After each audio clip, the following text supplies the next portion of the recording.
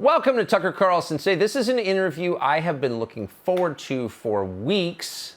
It's amazing. If there's an upside of this moment, and there aren't that many, but one is everybody is forced to think through, what do I really believe? Who am I? What am I going to stand up for? And what will I let slide? It's a clarifying moment in that way. And so you're seeing people for who they really are. And a lot of times that's distressing, but sometimes it's heartening. And it's heartening in the case of Naomi Wolf, who is, of course, a famous author and journalist and a lifelong liberal and a feminist, probably one of the most famous living feminists, actually. But when COVID happened, as someone who cares about civil liberties, she began to ask questions about, what the hell's going on here? And for doing that, her life changed. Anyway, she's sitting down with us now for an hour, and we're grateful that she is. Naomi Wolf, thanks so much for coming on. Thanks for having me.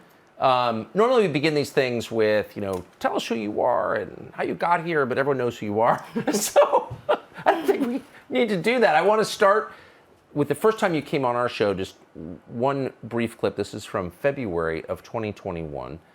And I had read things that you had said about the COVID lockdowns and the effect of those lockdowns on the country. And I thought, wow, I can't believe Naomi Wolf is saying this. So you come on the show and really blew my mind. Here's part of what you said.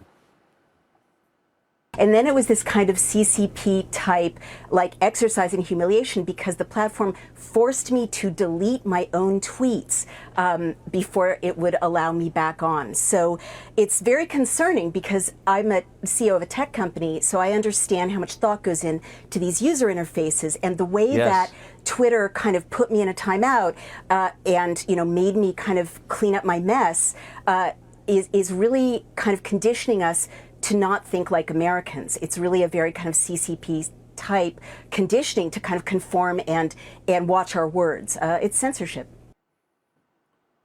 Boy, that's for sure. But the idea that you would be censored by social media was shocking to me. Yeah, it was shocking to me too. I bet it was shocking to you. Like, how long ago do those days seem now, right? So tell us how your intellectual journey began on this topic. You were, again, I can't say this enough, I was really shocked and delighted to see it, but you were one of the very first people to understand the magnitude of all of this. When did this begin to dawn on you? How did you reach that conclusion? By all of this, you mean the descent of medical tyranny? Yes, that's stripping us of our liberties. Change in American society, in our social norms, in our interactions with the government, in basically everything on the basis of our response to this virus. Right. I mean, it was so predictable.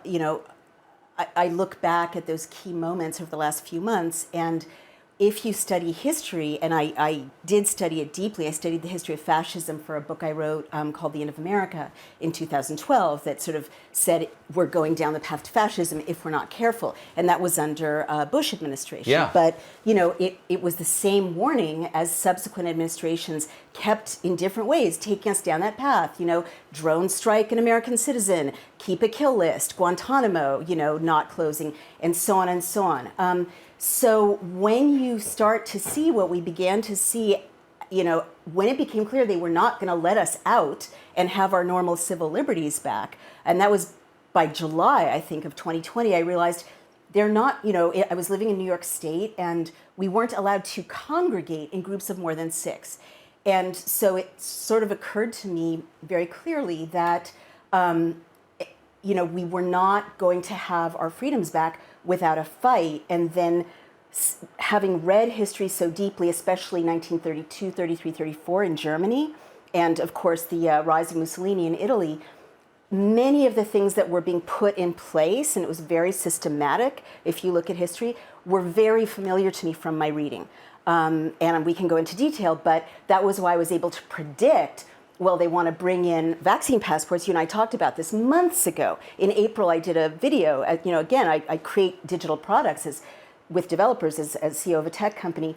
I was like, well, they're going to use this to restrict all your freedoms, to geolocate you, to keep you from from traveling. And it sounded like I was, insane at that time. But here we are, mere months later, and people in France, people in Lithuania, people in Israel are saying, I can't go to a supermarket, I can't get on a bus, I can't take a train without this vaccine passport, it's geolocating me, and so on. So it was clear from a number of indicators that were right out of the history pages that something was happening globally, which was a war against the West and a war against Western liberties. And you can see exactly where it's going, and we're past being there. Like, there's an active fight, and I've been part of it, I'm glad to say, state by state by state, to retain our liberties, to defend our rights. But it is a battle. It's a war. There's a war on American citizens and on the Constitution. Of course, my heart is beating faster listening to what you're saying, because I so vehemently agree with every word of it. And I should have known that you were over the target, because I watched it from the other end. I watched the media response to you. In my view, as just someone who didn't know you, but just as an observer in the media of you and your very long career, 30 years of being famous, you had this, from my perspective, enormous reserve of goodwill in the American media. Like, Naomi Wolf, yeah, you're smart, we take you seriously. All of a sudden, man, they went after you. And I read a piece in the Daily Beast or the Atlantic or some kind of ruling class defense organ, you're crazy. I should have known that you were telling the truth. So when you said it's very recognizable as a scholar of the interwar period in Europe, you recognize similarities. Like, thematically, what are those? Oh, there's so many. I mean, one of them is declaring a public emergency. That's step one of my 10 steps to fascism from the end of America. A crisis, right? And there are real crises, and this was no doubt a real crisis.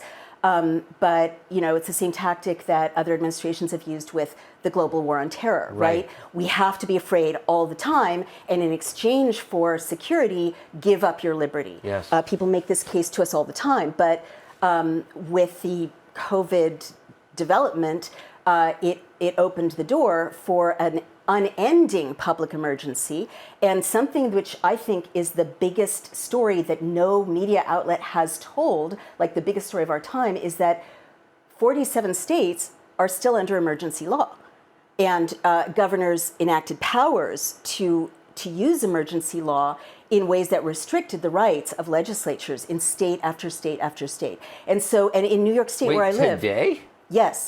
Yes, there are emergency laws in 47 states. In New York State, where I live, the state of emergency keeps coming up every 30 days.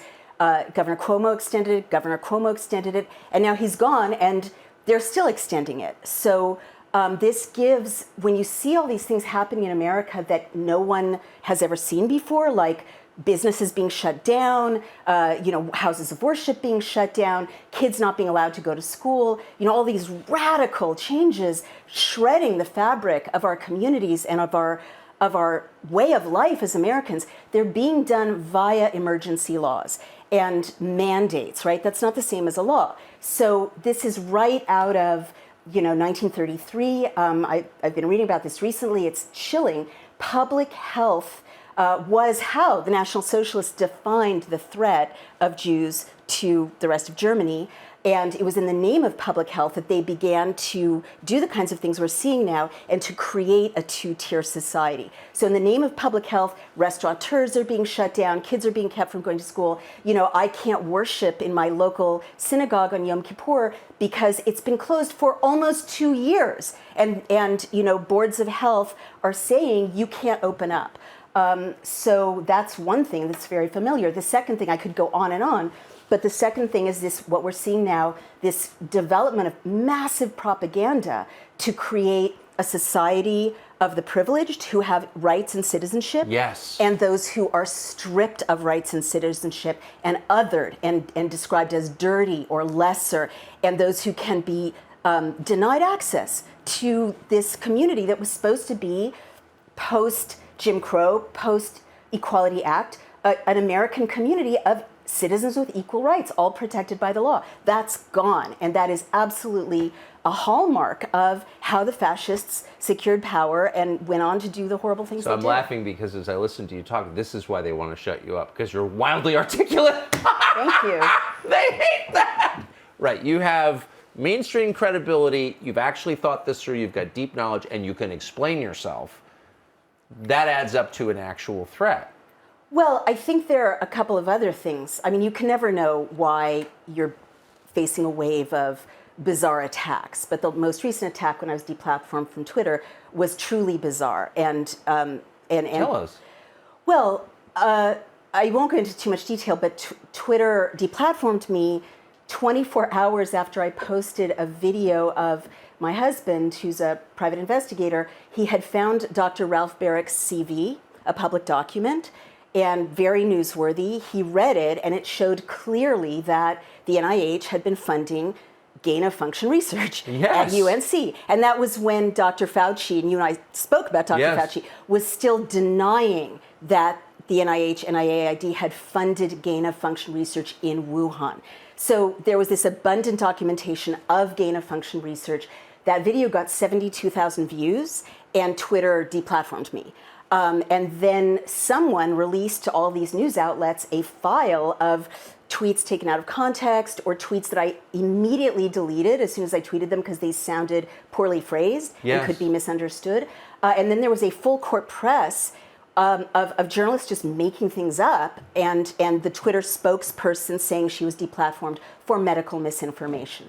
So I was just going to say, you never know why you face an attack like that, but it is the case that what we are seeing is a disturbing alliance of big tech, the Biden administration, I'm sorry to say it, and other administrations around the world, and pharma, that are kind of working, I'm not going to say together, but with mutually beneficial outcomes to strip people of their liberties and right to free expression and so on. And so I think that what may be a reason to silence me is that I'm a former political consultant. Right. I advised Vice President Gore. I advised the Clinton re-election campaign. So I understand politics at that level, but I'm also now CEO of a tech company that builds digital databases. So I understand what they're doing with the data. I understand how they're lying to us, how they're using data to inflate,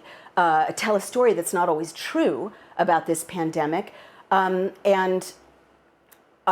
guess I know history from having studied it so deeply, so I can't say why I'm facing that level of deplatforming, but it has happened consistently when I say something that turns out to be true. Like the first time Twitter tried to deplatform me, it was after I read Moderna's website, which has a business model of repeated shots, and this was like 10 months ago, before anyone heard of booster shots. And I said, look, according to this business model and this pitch to investors, there are going to be booster shots. That's their competitive advantage in the marketplace. That's the appeal they're making to investors and shareholders. They are. I mean, they are. Conspiracy nuts aren't accusing them of this. That's their website. That's their website. And so whenever I would do something like that, or when I began to report on many, many stories of women suffering dysregulation of their menses, that's when I would be deplatformed temporarily or called crazy by various spokespeople. And then, now NIH and CDC are studying, menstrual dysregulation with the vaccines. So who knows, right? But as a journalist, I have to notice that it's when I call it in a way that actually then happens, or that is based on data or primary sourcing that contradicts this narrative that is stripping us of our rights and freedoms. That's when the big guns come out. Of course. No one is deplatformed for saying the earth is flat. It's telling the truth that's the threat. So why, there's so many questions to ask you, but let me just start here. Since you are a journalist, you've been in and around this business for, I'm not even going to ask you how many years, but no, it's fine. Decades. 35 years. 35 years. Yeah, okay, yeah. you were doing it when I got in 30 years ago, so a long time.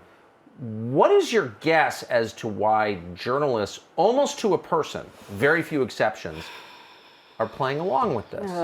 What's the, and lie? Ivermectin, no, it's this guy, I recovered from ivermectin. Shut up, freak, we wish you were dead. Right?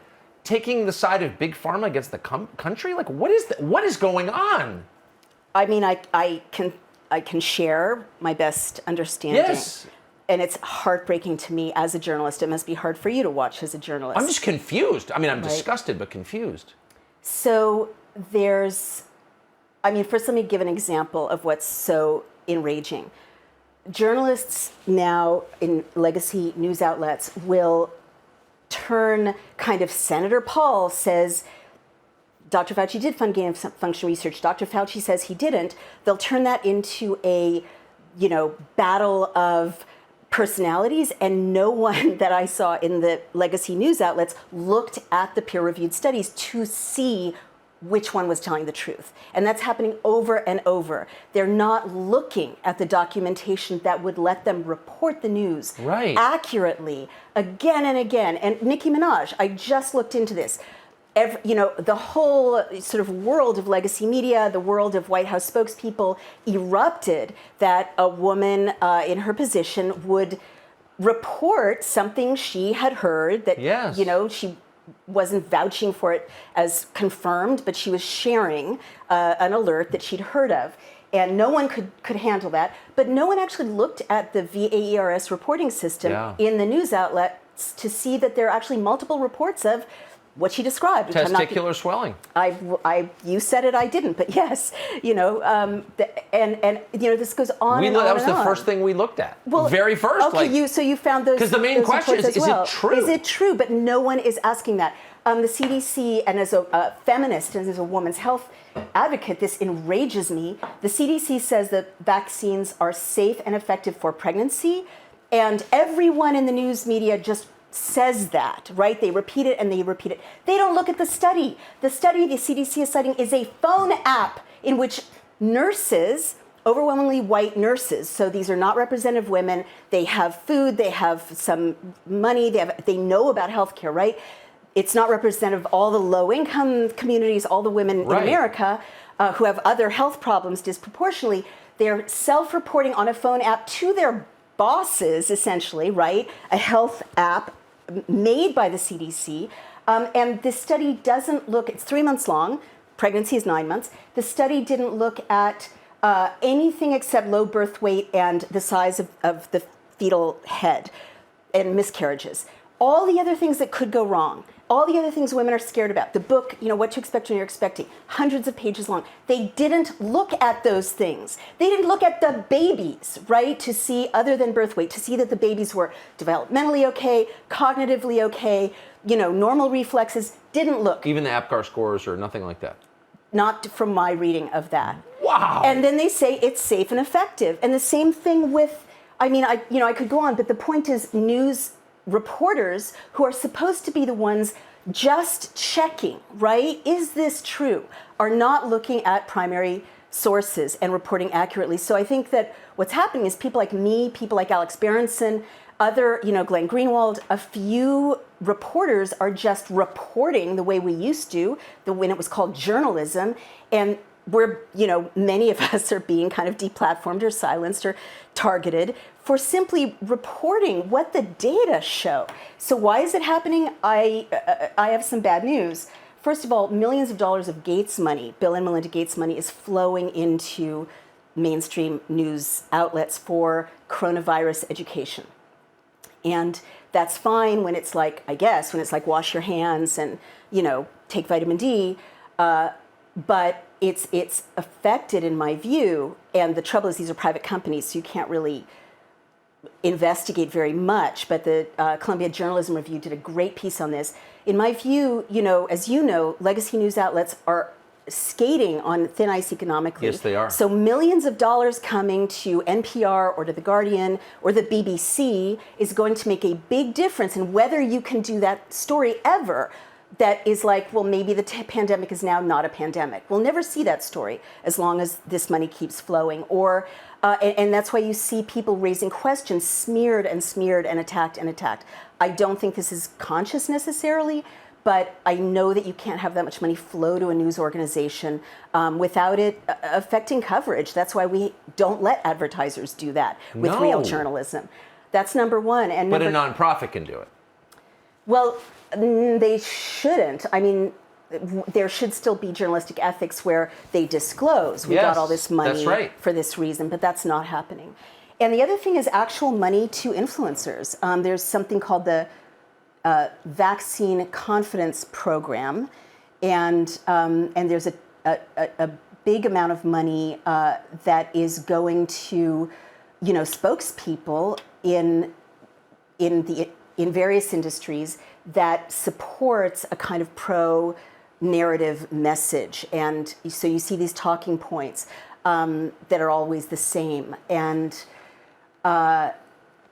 you can see this with, for instance, legacy media interviewing, people who are on the Pfizer board, right? And Pfizer is one of the biggest funders of the CDC Foundation, for instance. It's this network of corruption that is affecting journalism. And Pfizer funds the CDC Foundation? I'm sorry, pharmaceutical companies and the Bill and Melinda Gates Foundation are some of the major funders of a foundation attached to the CDC. Yeah, right. So it's not directly to the No, CDC, I get it, but it's attached. And there are multiple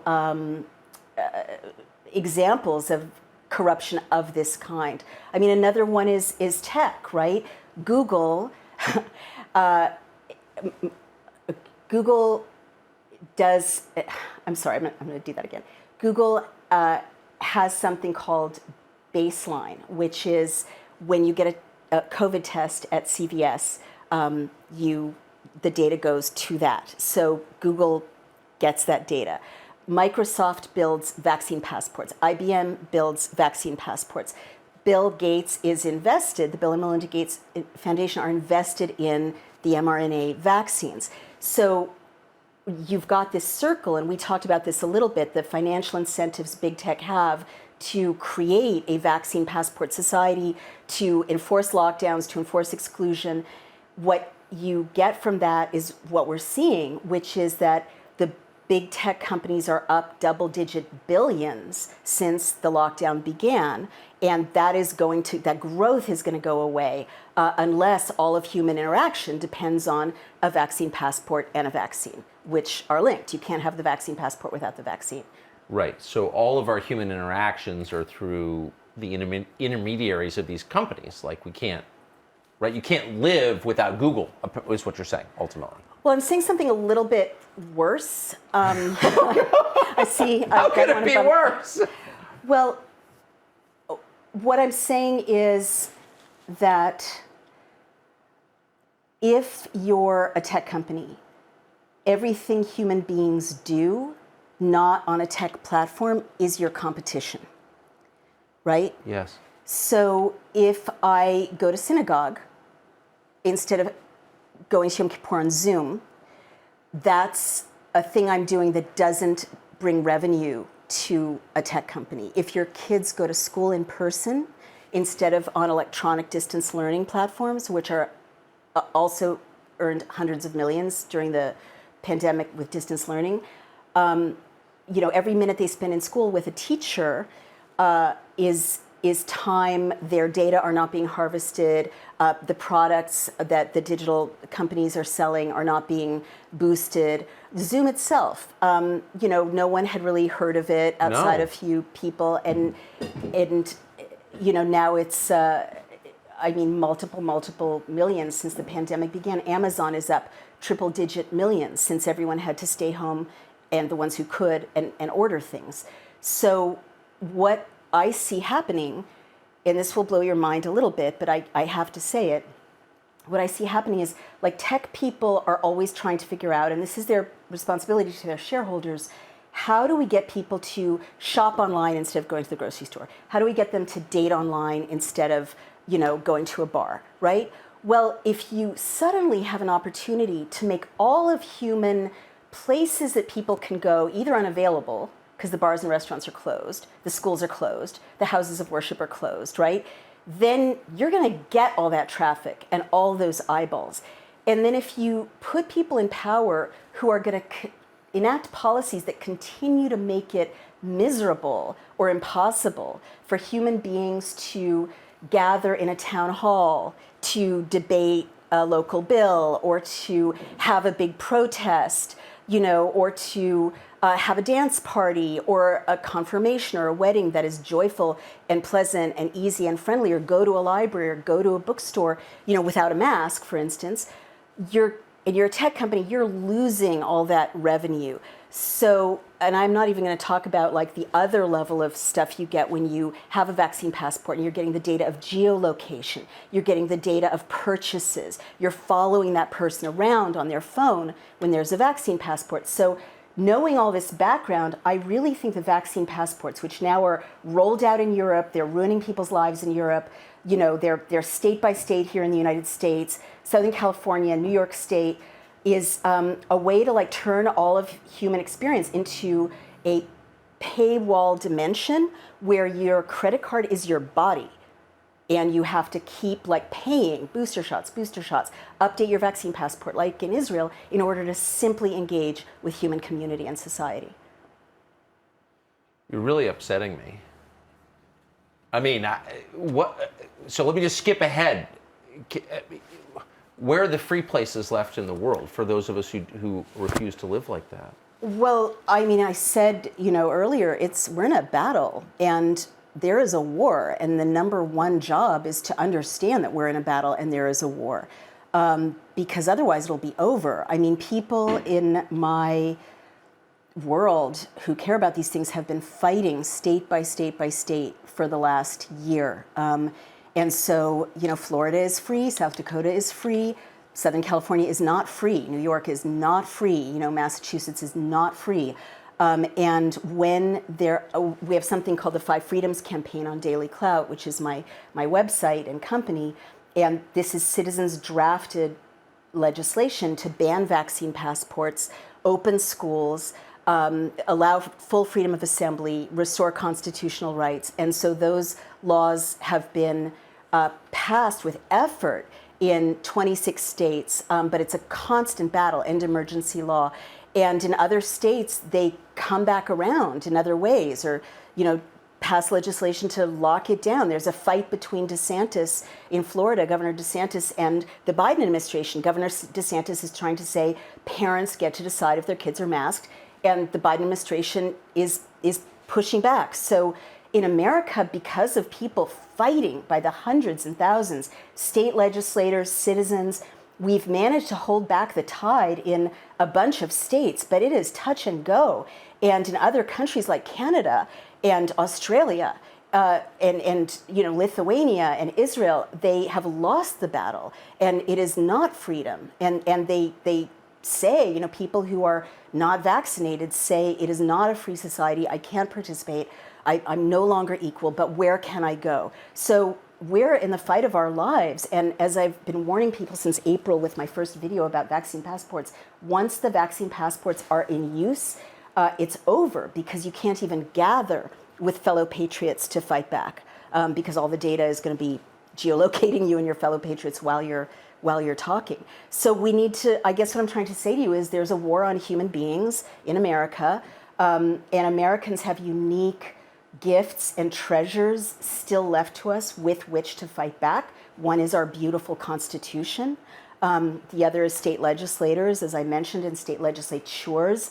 The third is lawsuits, the rule of law. But your kids and mine are not going to be free unless we do the fighting right now. I mean, I haven't heard a single politician say anything like what you just said, which makes me grieve. I mean, there should be many leaders saying what you are saying now, and it kills me and makes me very hostile to realize there aren't. You know, no one's saying this. They should be. One feature of this crackdown has been the intentional division of people, pushing them apart from each other, pitting them against one another. Why is that? Describe the dimensions of that. Well, there's a massive propaganda campaign, and a book called A State of Fear described this in Britain.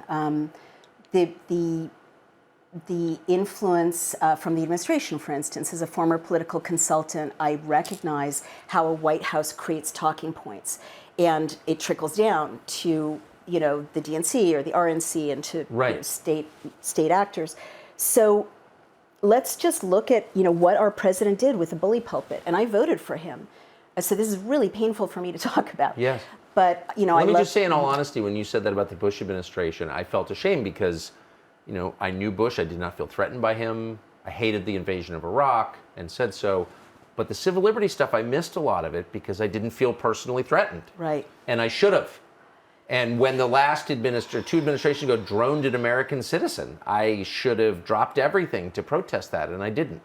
So you're not the only one who looks back in sadness. Well, I guess what you just said, Mr. Carlson, is the key, that when you study the history of stripping people of their freedoms, what you see is that what happens to that marginalized, voiceless person out there that no one really values that much is eventually going to happen to you unless you stand up. That's and totally right. We see that again and again. But Anyway, sorry to interrupt you. No, that's fine. So the president for whom I voted, I feel personally kind of targeted by him, and a lot of people feel targeted by his last speech. Firefighters are protesting these draconian mandates, get vaccinated or lose your job. Nurses, healthcare professionals are protesting, teachers are protesting, and this is across the political spectrum. So he chose his language. Those speeches are crafted very carefully. They go through a lot of hands, right? Yes. I was the wife of a White House speechwriter, and I also saw the process as a consultant later. You know, he said to us, to those of us who are unvaccinated, which is a completely personal decision, right? He said, you are costing us. We've run out of patience. He said about the governors who are trying to protect people from forced mandates, he said, we will, take care of you, we'll get rid of you, or words to that effect. So it was the kind of speech that American presidents don't talk to citizens that way. That's right. That's the first thing I thought. I've never heard a president talk to Americans. You represent Americans. Right, but my inbox is full of people with whom I identify who have serious health conditions, who are saying, I am terrified, my mother has Parkinson's, she can't do this, or my daughter has epilepsy, or I have an autoimmune response, I can't do this, and people are frantic. So what I think I'm trying to say is that where you get this kind of drive to divide vaccinated from unvaccinated and to other them, it starts at the top. And, the president is doing it, his party members are doing it. I mean, people are being targeted. Elizabeth Warren wrote to Amazon to say that they shouldn't carry a book that my publisher published, very well-sourced book about coronavirus myths because it was misinformation. So, the dirty dozen, right? The president standing up and saying these 12 American citizens are guilty of wrongthink, which is effectively what he said. They're spreading misinformation they need to, be silenced. That's not what we do in America, right? But that sets the tone for, all this social pain and disruption that we're seeing where people in my former world, people whom I still love, feel comfortable telling people they're not going to sit with them outside because they're unvaccinated, or they're not going to, invite them to family gatherings because they're unvaccinated. This is happening.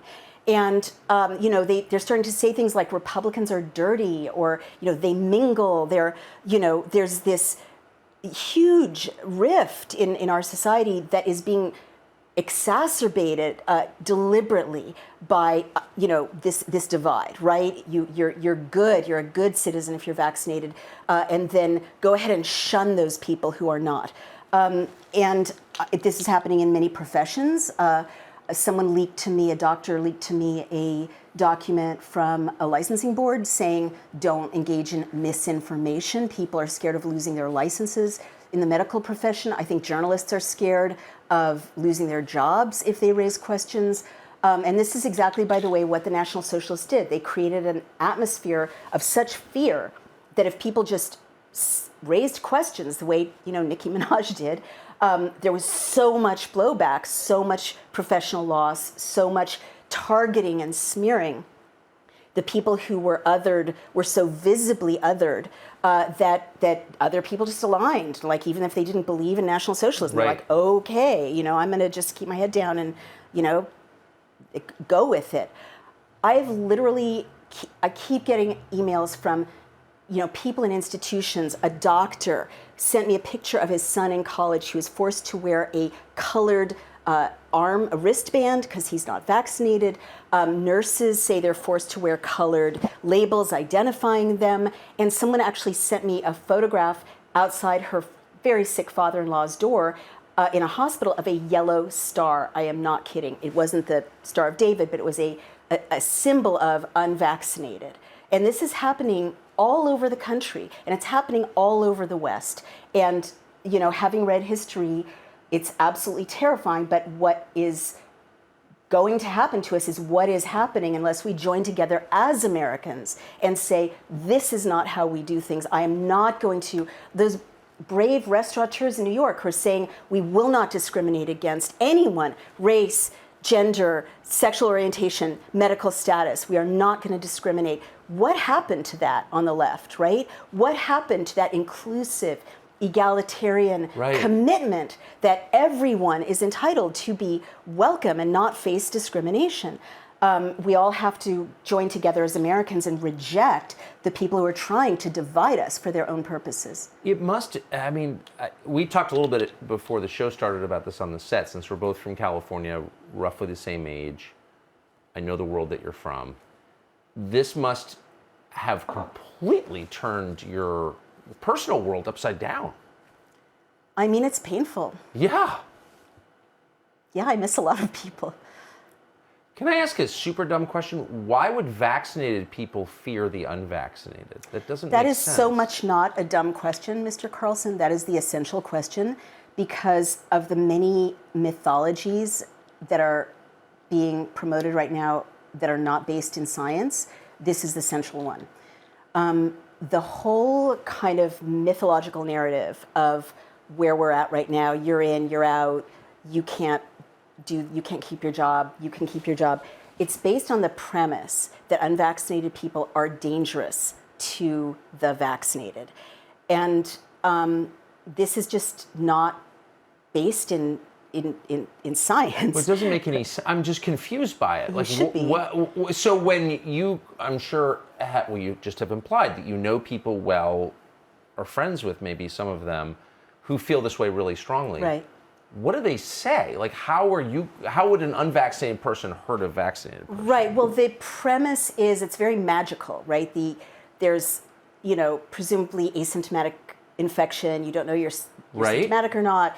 And then you infect other people. And somehow the belief system is vaccinated people can't do that. But this all comes from nonsensical CDC and Dr. Fauci messaging, where instead of citing peer-reviewed studies, they'll say, Dr. Fauci will say, well, I won't, I'm not going to have dinner indoors with unvaccinated people. They promote this. But the mRNA vaccines, as Dr. Malone has pointed out, are not designed to affect transmission. They do affect symptoms, right? And they're very useful for people of certain categories. I will never tell anyone not to do it, but... Well, I agree. No, of course not. I'm glad people are getting... I don't have a problem with that at all. But they don't affect transmission. And so as Dr. Howard Tenenbaum of Mount Sinai in Toronto said when I last interviewed him, either the vaccines work, in which case you shouldn't be afraid of anyone, or they don't work, in which case you should be afraid of everyone equally. That sounds like logic to me. It's logic. And even Dr. Fauci said the virus in the nasopharynx of the unvaccinated is exactly the same as in the nasopharynx of the vaccinated. So I keep talking to loved ones and saying, there's no science saying that unvaccinated people are more dangerous to you than vaccinated. But they don't even explain how they could be dangerous at all. No, they don't explain it. It's a mythology. And what this loved one said, and this is so important, Mr. Carlson, is, well, in the belief matrix that the people around us hold, they don't believe that. So in spite of a study coming out of Israel showing that the second vaccine has now become ineffective to the level of 37%, and that's why they need boosters. In spite of breakthrough infections, in spite of all this data showing that the second vaccines are kind of failing to protect people, and that's why you need a booster forever, it has become a cult.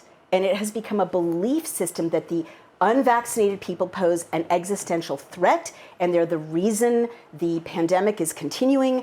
You hear this in the sound bites out of the White House all the time. Those red states, they mingle. They're prolonging the pandemic of the unvaccinated, right? It's ambiguous. It assigns responsibility to the unvaccinated for the pandemic. And the peer-reviewed studies just do not support that. And even, Dr. Fauci's own words and Robert Malone's own words and Dr. Tenenbaum's own conclusions don't support that. There is no difference in infectiousness between human beings. So this is all a house of cards. To blame, the numbers I have seen suggest that a disproportionate number of the unvaccinated, I hate that word even, are, rural Americans, Black Americans, people with the least power in our society.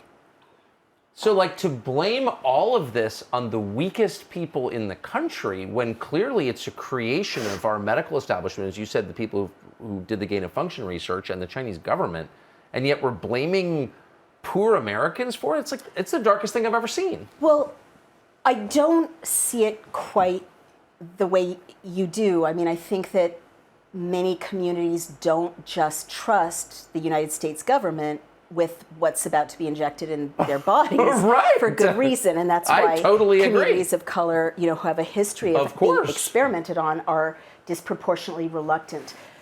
But I think what I want everyone to really pause and think about is this matrix that we've allowed ourselves to be forced into, in which there is even a question of blame, right? Exactly. Because what they've succeeded in doing is destroy the notion that it's my body, my choice. It's your body, it's your choice. If you're scared of me, you can stay home. We're responsible for ourselves. We're responsible for our children. But I'm not responsible for your body, and you're not responsible for my body and my medical decisions. And instead, they've created a matrix, which is very communist China, in which, and this, you see a lot of these sound bites in bots on Twitter. Your Dr. Fauci, do it for yourself, your family, and your neighbors. Well, how does my body belong to my neighbors? If I'm not infectious to them, how does my body belong to my neighbors? How does my body belong to society? That is the hallmark of a communist regime. That human rights, autonomy, dignity, and the laws we have in the West that literally say you may not experiment on people, the state has no right to force you to take any kind of medical treatment you don't want to. You need to have informed consent. And you have absolute bodily autonomy. You can't be compelled to take something into your body you don't want. That is gone, and they've deconstructed it. And so now it's all about, what are the infection rates? Who's to blame? Are the red states to blame? Are the bikers to blame? Instead, we should be going back to American values in which we are responsible for ourselves. Sometimes there are medical crises, typhus, cholera, AIDS, polio, but we don't moralize it. We just get through it, and everyone keeps the laws and their rights intact. Right, so you're from San Francisco. You went to the famous Lowell High School in San Francisco. You're very much a product of that city. Wonderful city. Which was the epicenter of the AIDS epidemic in 81, 82, 83, and, for 40 years. We self-consciously didn't do that. Thank you. And I'm glad. I don't, blaming people who are dying is the ugliest thing you could do. Hepatitis, which killed an awful lot of people, is spread primarily through sharing needles. We don't do it there either. Why now? Well, because if you don't moralize it, you can't gain control over an entire free society. Dumb question! No, these are the questions that should be being asked. And I think the AIDS crisis, the HIV crisis, is a perfect model of how different the expectations are now, because I remember that time well. I was, a young woman in a city. And people were learning about this very scary disease. And early on, with no cure, and with no cure. Yeah, I had a close relative die of it at the time. I remember, from San Francisco, and you got it, you died. That's what people thought. It was so devastating, so terrifying. Early on, there were voices saying, let's quarantine these people. Let's not let them, let's keep track of them, the ones who are infected. Let's make sure they don't have the right to have intercourse with anyone else. And it was clear that it was sexually transmitted. And rightly, a chorus of voices from the LGBTQ community and from public health officials, when they were acting like public health officials, said, absolutely not. You don't stigmatize people in a public health crisis. They have rights. They have right to privacy.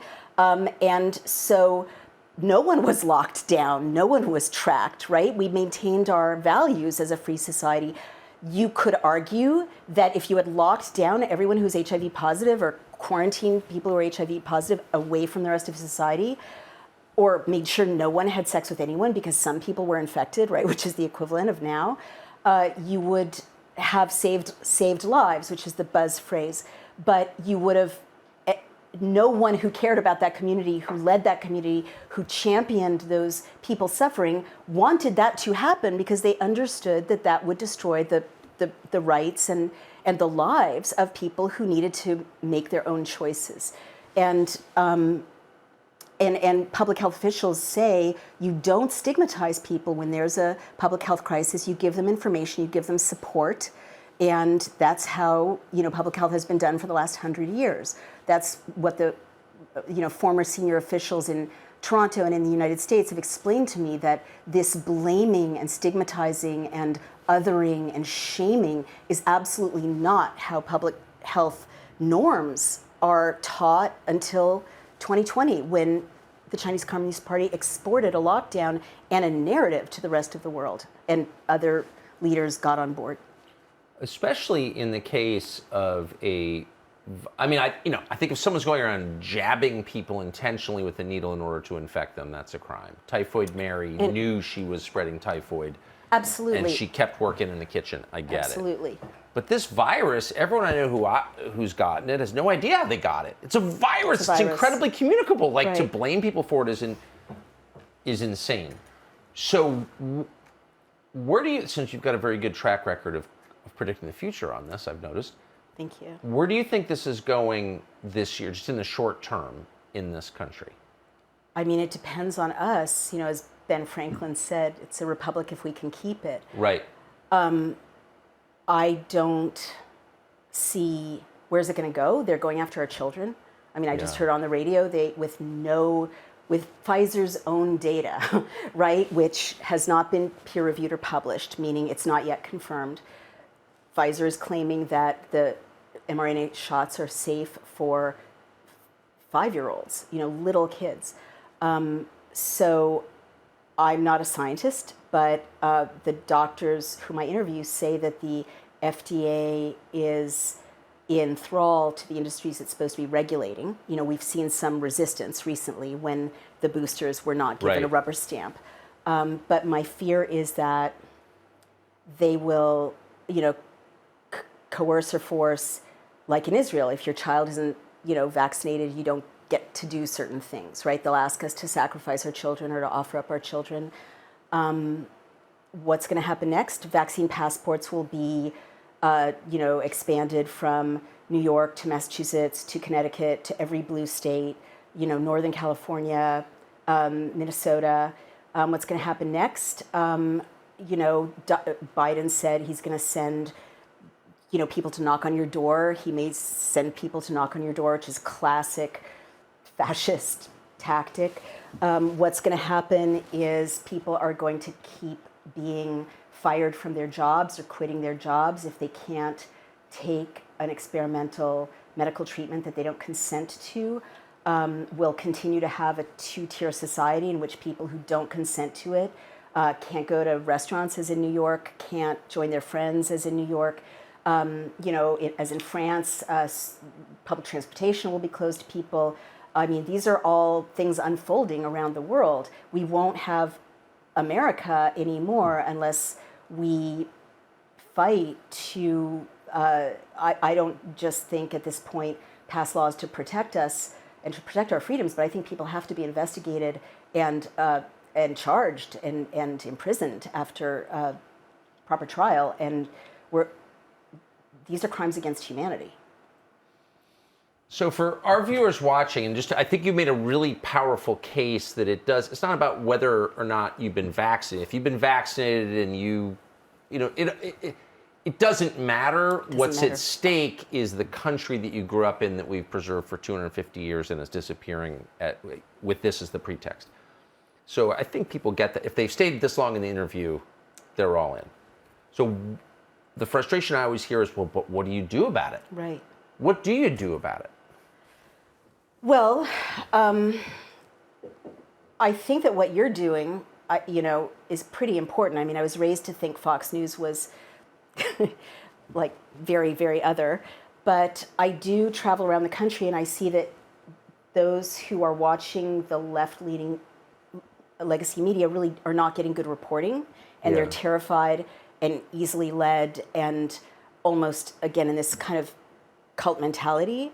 I'm not saying other news outlets are perfect, but when I go through red states that are more free, people are more able to question and take action. They're less enthralled. So I think the first thing is Americans need to come together and listen to each other and talk to each other, go outside the legacy media, left and right, and do their own research, as Nicki Minaj said. But much more urgently, I mean, people are saying no, and that is our only hope at this late stage. In Australia, they shut down a highway. In France, 120,000 people marched. They're marching every weekend. In New York, there were thousands of people marching for medical freedom. I have been part of something called Walkout Week, which Children's Health Defense started, where you keep your child home from school the first week of school. You say, no, I'm not going to, go along with this. At this late stage in a coup, basically, truckers, I mean, they're so important. They're starting to walk off the job or refuse to do it if they're mandated. And I think people have to understand this is not business as usual in America. And we have to not comply. We have to elect people, left or right, who are willing to make freedom and restoring the Constitution the paramount thing. Yes. Everything else can yes, wait. Yes, that's right. We have to unite across left and right to get that done. Amen. Because that is the only way. We can argue about, green energy or abortion after the Constitution. Well, that's why I was excited for this interview, because I strongly agree with you. Thank you. Glenn Greenwald, man, I was mad at Glenn Greenwald for like 15 years.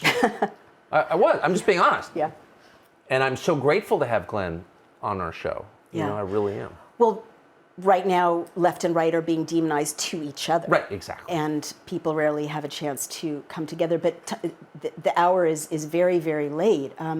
You have to support your state legislators who are passing these laws to protect you. And, honestly, I would say, Dr. Fauci has to be investigated, as I said earlier, before everyone knew that the Wuhan lab was actually something to look at. I said on your show early in the spring, he doesn't work for us. We need to investigate him.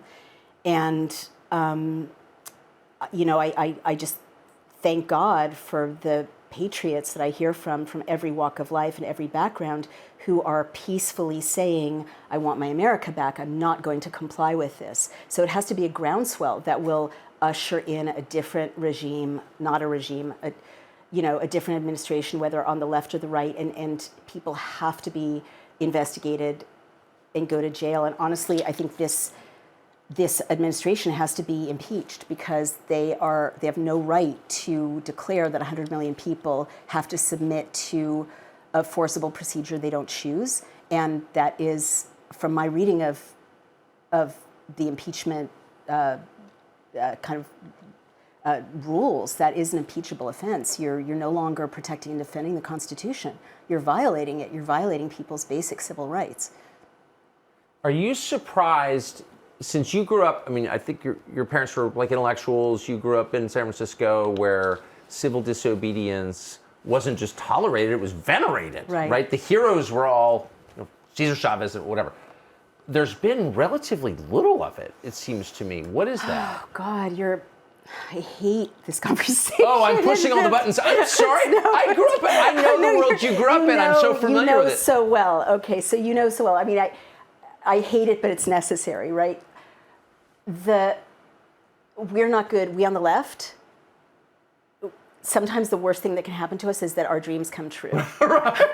Winning is what destroys all of us. No, it's true. I think that we on the left, with many exceptions, but their voices are not being heard, and I think a lot of them are scared, are so happy to have a Democrat in office and hated Trump so much for reasons we can talk about another time, that they are unwilling to let themselves notice that the Biden administration is harming the American people and enacting policies that are in various ways stripping us of our basic liberties. It's much easier to point a finger at you or at President Trump or at all the Republicans in Congress. There's so many things we've blamed you all for so long, that when the time comes that we actually have power, it's like, shh, don't look at that man behind the curtain, because it'll all go away. I think you're absolutely right. I've seen this on both sides, by the way. Yeah, no, absolutely. But it's a feature of human nature. But my question was actually not about liberals per se. It was just about like kind of normal Americans who are being pushed around, degraded, disrespected, patronized, and hurt, fired from their jobs, unable to provide for their families in ways that have never happened in my lifetime. No. And they're kind of taking it by and large, and I'm wondering why. Well, I think that the way this coup, in effect, and that's really how I think about it, it's not complete, but it's underway, and it's underway globally, the way it has played out is really genius, because it's so incremental. It's just 2 weeks. Who wouldn't stay home for 2 weeks? It's No, you're just right. one shot. Oh, it's just another shot. It's just a mask. You can take your mask off. Oh, your mask is back on. Now the mask goes on your teenager. Now the mask is, on a 2-year-old, which is, all of it is child abuse. And those kids will suffer for years to come, no matter what happens now. But I think that A, it's been very, very incremental. B, it's like the global war on terror, but more clever, because it's in the name of public health, right? And so if you're shunning someone you've always loved, but you're protecting everyone else, you're doing your civic duty. Or if you just submit to the jab, even if you don't want to, but you're protecting everyone, it's public health. You have to be willing to be truly critical and look yourself, the history of public health being used as a cover for fascism, but also ask yourself, are these people telling the truth? Let me see the peer-reviewed studies. Where is the data? And also, what do the laws say about forcing people to do these things? Then because it's under the guise of public health and community, it's very, very hard to fight against. I think if they were to just show up a year ago and say, everyone stay in your homes, there are armed men outside, you can't go outside without covering your face, we'd all be like, are you kidding? This is America. What are you talking about? Yeah, exactly. We won't tolerate that.